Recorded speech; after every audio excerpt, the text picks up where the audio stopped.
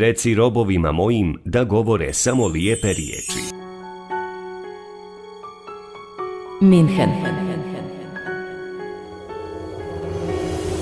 11.5.2024. Islamska zajednica Bošnjaka u Njemačkoj Medžlisu Bayern Džemat Tevhid Minhen sa osobnim zadovoljstvom najavljuje Koncert Ilahija i Kasida.